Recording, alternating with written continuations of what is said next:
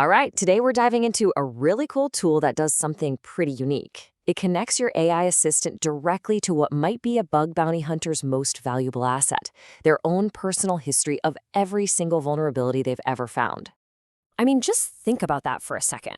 What if your AI didn't just have generic textbook knowledge about hacking? What if it had a perfect, totally searchable memory of every report you've ever been paid for, every clever technique, every payload, every little insight you've ever had? That's the big idea we're going to unpack. So, to really get why this tool is such a game changer, we first have to talk about a problem that pretty much every bug bounty hunter runs into. The creator calls it the bug bounty goldfish problem, which is a perfect description. Look, your single most powerful weapon is your own experience, right? It's the patterns you've noticed, the types of vulnerabilities you're just good at finding. But all of that knowledge, it's locked away, just scattered across hundreds, maybe thousands of different reports, buried deep in your HackerOne dashboard. It's almost impossible to access and use systematically. And that has real, tangible consequences. You end up missing your own patterns. You find yourself repeating work you've literally already done before. And you just can't consistently apply those hard-won lessons to new programs. It's kind of like having a whole library full of brilliant books, but you've lost the card catalog. So, now let's get to the solution. It's a tool called h1-brain, and it's built to solve this exact problem. It's designed to be your personal card catalog. Okay, so what is it really?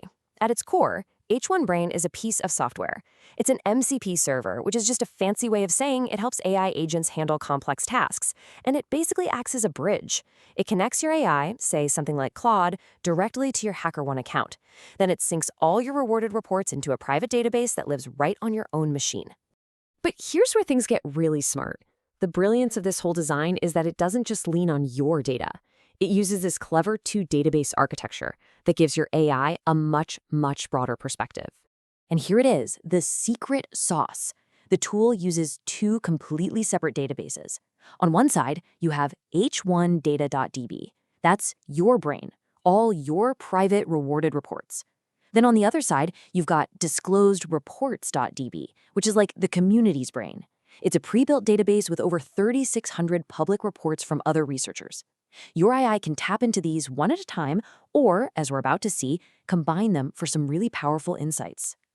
Okay, so this all sounds great in theory, but what does it actually look like when you're in the middle of a real-world hunt? Let's walk through what a typical workflow looks like when you've got h1-brain backing you up. You can really boil the whole process down into 4 main steps. First, you get a comprehensive briefing, which helps you focus your efforts. From there, you mine your own history for patterns, and then finally, you build out a concrete attack plan. And it all kicks off with one super simple, powerful command. You just tell your AI, hack Acme Corp, or whatever the program's handle is. This one little command kicks off the hack function, and that's the main entry point for the entire tool. And the briefing you get back is just incredibly rich with information. It pulls the live, up-to-the-minute scope right from the HackerOne API. It shows you every bug you've ever found on that target before, and crucially, it highlights assets you've never even touched. On top of all that, it even suggests attack vectors based on what's worked for you globally across all programs, and cross-references that with public reports from the community on this specific target. So with all that data, you can make a seriously informed decision. You're not just guessing where to start anymore.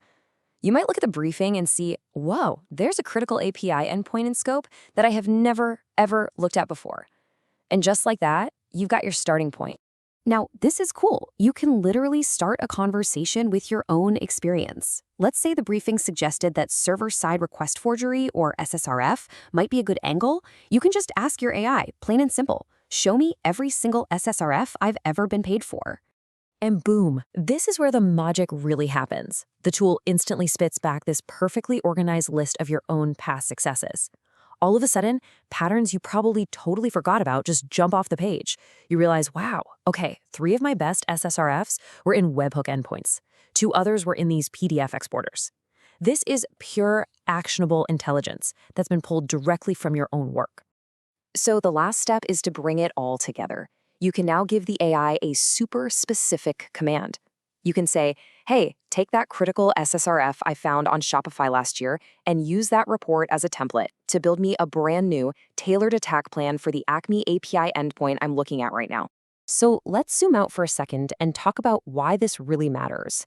This isn't about replacing the hacker. Not at all. It's about augmenting them.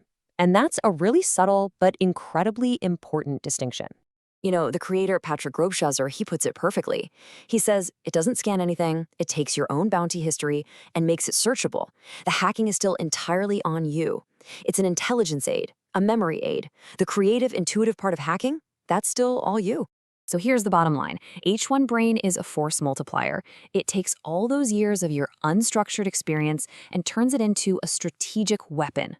Its main job is just to make sure you never, ever forget the things you already know how to find and to help you apply that knowledge systematically every single time you start a new hunt. Which kind of leaves us with one last question to chew on. If you're doing any kind of security research, what valuable, profitable patterns are just sitting there, dormant and forgotten in your own personal history, just waiting for you to rediscover them?